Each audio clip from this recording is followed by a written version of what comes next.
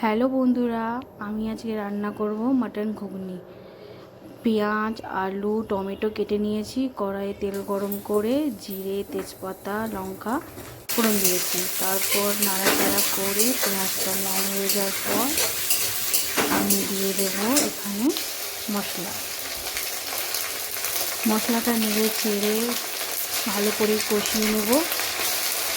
কষিয়ে নেওয়ার পর আমি দেবো এখানে লঙ্কা গুঁড়ো, জিরে গুঁড়ো, ধনে গুঁড়ো একসাথে কষিয়ে নেওয়ার পর ভালো করে তেল ছেড়ে দেবে। তারপর আমি মটনগুলো অ্যাড করে দিয়েছি।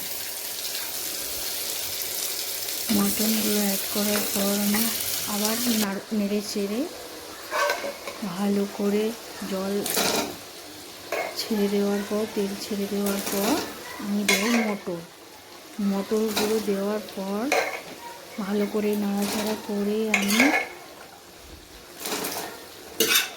আবার ঢাকনিটা দিয়ে দেব। তার মধ্যে একটু লবণ অ্যাড করলাম। লবণ অ্যাড করার পর আবার একটু নাড়ার পর ঢাকনিটা আমি দিয়ে দেব।